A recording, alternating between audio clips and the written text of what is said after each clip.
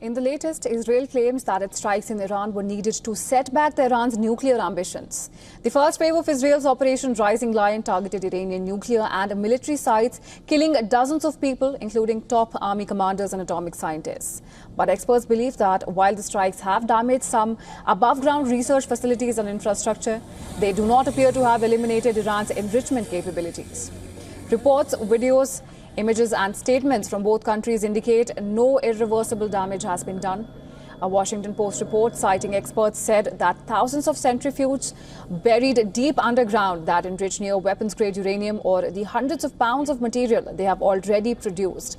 Another report citing two Israeli officials claim that Israel has asked the Trump administration to join the war with Iran in order to eliminate its nuclear program. But the Trump administration has so far distanced itself from Israel's operation. Meanwhile, Israel has widened its range of targets. On Saturday, it began striking Iran's energy infrastructure. Iran was forced to partially halt gas production at the world's largest gas field, South Pars, after an Israeli airstrike caused a fire at one of its key processing units. The attack led to the suspension of 12 million cubic meters of gas output per day. Now, just hours later, a fresh wave of attacks targeted the Shahran fuel and gasoline depot in the north of the capital and the Sheher-e-Reh oil refinery in the south. The Shahran depot has about 8 million liters per day of gasoline entering its storage tanks and has the capacity to hold about 3 full days of fuel needed for Tehran.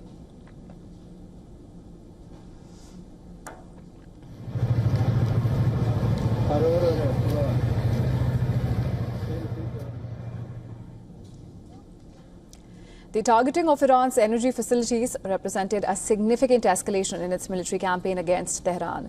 These strikes seem to confirm Israeli Prime Minister Benjamin Netanyahu's earlier warning, where he had vowed to hit every target of the Ayatollah regime. Israel has also refused to rule out even the Ayatollah is not one of the targets. A top Israeli official was quoted as saying by the Wall Street Journal that killing the supreme leader was not off limits. The official said that the conflict would only end either with Iran voluntarily dismantling its nuclear program or Israel making it impossible for Tehran to reconstitute it.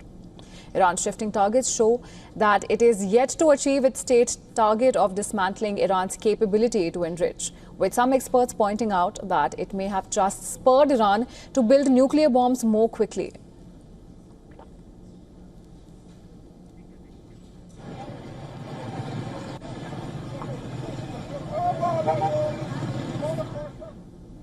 In a major shift in tone from Tehran, Iran now seems to be tilting towards de-escalation and diplomacy.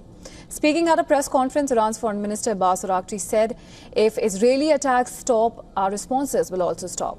He reaffirmed that Iran remains open to a nuclear deal. Now, this was Araghchi's first public statement since Israel launched strike on Friday. Listen to this. We are defending ourselves. This defense is entirely legitimate. We are defending with strength and resolve, and our response is a reaction to aggression. Therefore, if the aggression stops, naturally, our responses will also cease. Any agreement whose aim is to prevent Iran from acquiring nuclear weapons, because that is our own doctrine. It is our own belief that nuclear weapons are forbidden and prohibited. But if the purpose of an agreement is to deprive Iran of its nuclear rights, then naturally, we are not prepared to accept such an agreement. And for more on the broadcast, we're now being joined by Greg Swenson. He's a foreign affairs analyst and economist. He's joining us live from Dubai. Thank you so much, sir, for joining us on the broadcast on WION World is One. My pleasure. Good to see you.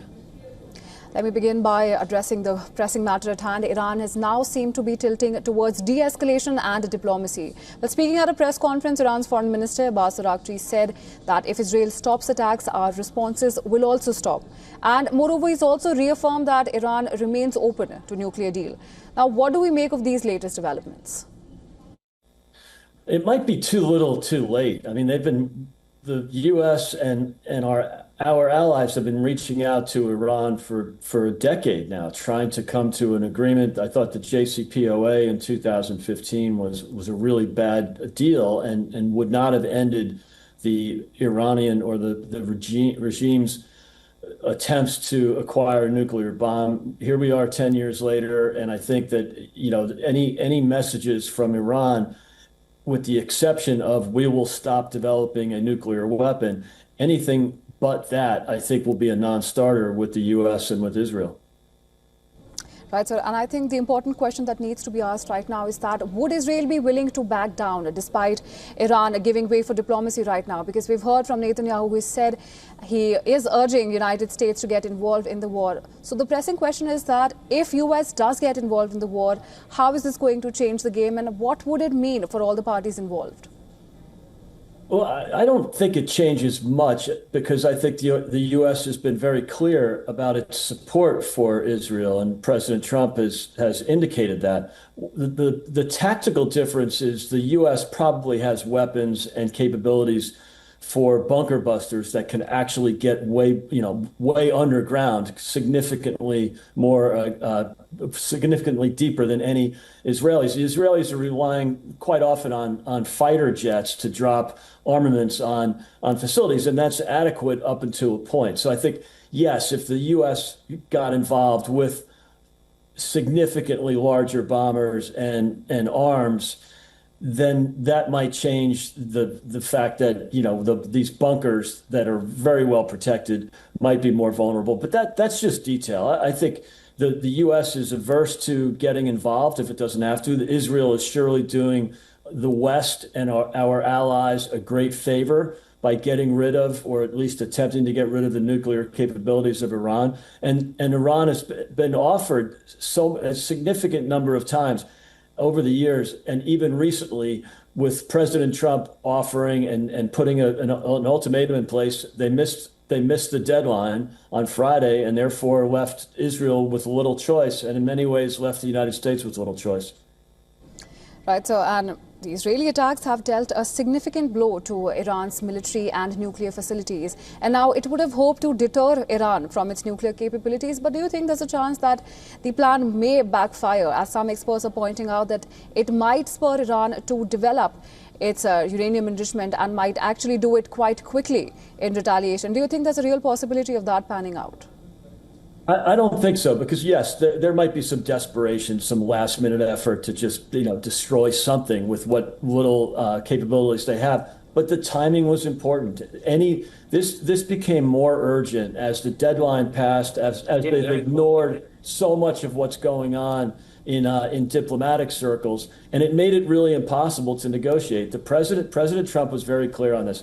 If they did not drop their nuclear weapon program, then there was really no deal to be put on the table. Again, it left the Israelis and the United States with little choice, as well as our allies. So, look, this is unfortunate. You hate to see this, but the alternative was a great risk for Israel. If Iran had a nuclear weapon, especially when they've publicly stated consistently for decades that the eradication of Israel is an important goal for them, and death to America and death to little Satan. I mean, this is absurd that a regime that's considered that radical and reckless and unwell would have the capability to develop a nuclear weapon. I don't think, not only could Israel and the United States not live with that, but I don't think anybody in the region or in the West could allow that to happen.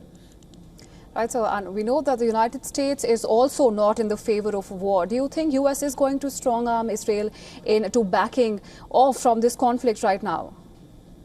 I don't think so. I think that was the President Biden's kind of message to Israel over time. He feigned support, but then encouraged them to back away and would not allow them to finish the job.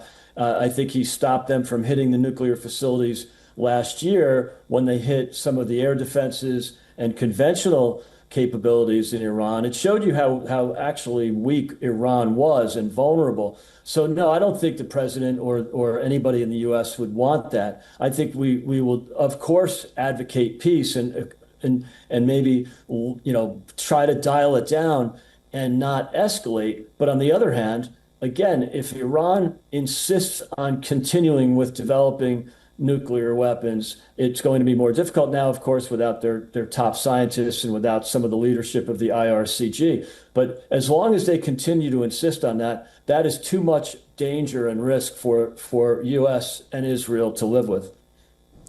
Right, sir. But if Israel does not reciprocate with this de-escalation effort that right now Iran seems to be tilting towards without any action, of course, in place to support that, so do you think that after even several top Iranian military commanders and scientists that they have been taken out, we would assume that it would have destabilized Iran internally and would have also shaken up the leadership? But going forward, we also know that it has not been denied that the targets would not include the supreme leader of Iran itself. Do you think there's a chance that the escalation would actually lead to, let's say, putting the target on the Ayatollah himself and the tensions just escalating going forward? I'm not sure that regime change is something that the U.S. or Israel wants to get involved with. I mean, the problem is you don't know who's going to take their place. I think we'd all agree that the outcome would be better than what we have now, which is the mullahs as the regime. But again, regime change and getting involved in internal choices is difficult. And we've seen that. We saw it with Iraq, with Afghanistan. I think there's some real caution, especially on behalf of the United States, to getting involved in any kind of regime change. Let it happen internally, let it happen organically. I think that's better. So no, I don't think they'll increase the likelihood of, or I don't think they'll elevate to target the Ayatollah or anybody in senior leadership. What's important to Israel and the United States is military leadership. They took out again a handful of IRGC leadership. I think that's important to hit military targets, but I don't think that taking out the regime is in the cards right now. Right. Thank you so much for joining us on the broadcast, sir, and sharing your perspective with us. Thanks a lot. Thanks for having me.